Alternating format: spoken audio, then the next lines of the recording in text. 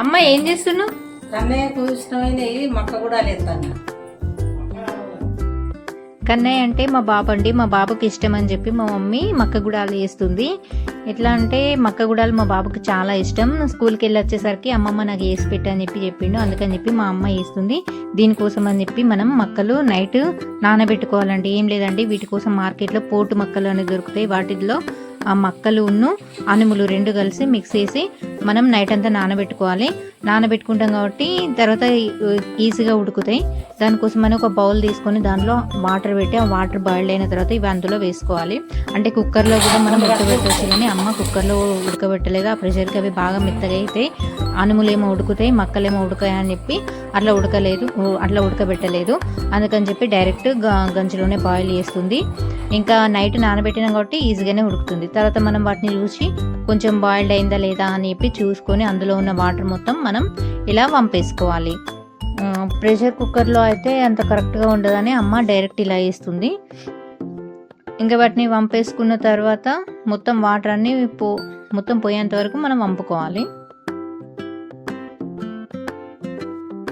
వంపుకున్న తర్వాత అందులో మనం కొంచెం సాల్ట్ వేసుకోవాలి. సాల్ట్ వేసుకొని వాటిని మంచిగా ఈవెన్గా మనం కరెక్ట్గా మిక్స్ చేసుకోవాలి. అమ్మ ఇట్లా గంజితో మిక్స్ చేస్తుంది, కానీ నాకు అలా చేయడం రాదు.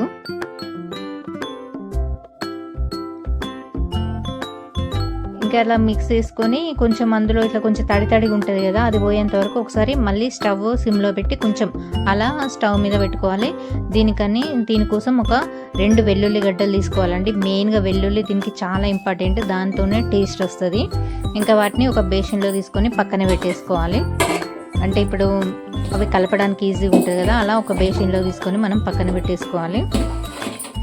ఇంకా వెల్లుల్లి 2 గడ్డలు తీసుకోవాలని చెప్పాను కదండి, వాటిని మొత్తం పొట్టు తీయడం అంతా అయిపోయింది. ఇంకా వీటిని ఏం చేయాలంటే మనం దంచాలండి. అమ్మ మిక్సీ పట్టకుండా డైరెక్ట్ రోట్లోనే దంచుతుంది. అమ్మకి రోట్లో దంచడం అంటేనే ఇష్టం.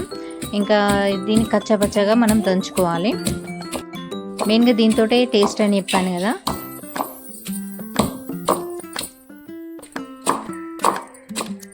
అలా దంచిన వెల్లుల్లిని ఇప్పుడు మనం మొత్తం దాన్ని తీసుకోవాలి. తీసుకొని ఇంతకుముందు గుడాలని చెప్పాను కదా, మక్క గుడాలు, అందులో మనం దాంట్లో కొంచెం కారం తీసుకోవాలండి. అంటే మనం టేస్ట్ ఎంత ఎక్కువ తింటే ఎక్కువ, తక్కువ తింటే తక్కువ, టేస్ట్కి మనం ఎంత తింటే దాన్ని బట్టి కారం తీసుకొని ఆ వెల్లుల్లిలోనే డైరెక్ట్ ఆయిల్ వేడి ఇట్లా ఏం చేయకుండా డైరెక్ట్ పోయాలండి. పచ్చి నూనెనే డైరెక్ట్ పోసేయాలి. కొంతమంది ఏమో ఆయిల్ వేడి చేసి పోపు పెట్టి పచ్చిమిర్చి, కరివేపాకు, కొత్తిమీర అట్లా వేసి చేస్తారు. కానీ అమ్మ మాత్రం ఇట్లనే చేసింది. నేను ఒకసారి అమ్మని అడిగిన, అమ్మ అట్లా కూడా చేస్తారు కదా పోపు పెట్టి అని అంటే, అట్లా చేస్తే టేస్ట్ ఉండదు, ఇట్లా చేసుకుంటేనే బాగా టేస్ట్ ఉంటుంది అని చెప్పి అమ్మ అన్నది. అమ్మకి ఇలానే ఇష్టమట. అందుకని నాకు చిన్నప్పటి నుండి, నేను చూసినప్పటి నుండి అమ్మ ఎప్పటికి ఇలానే చేస్తుంది. పోపు పెట్టి కూడా చేస్తారంట, అది ఎవరి ఇష్టం వాళ్ళు. నాకు మాత్రం ఇదే టేస్ట్ నచ్చుద్ది.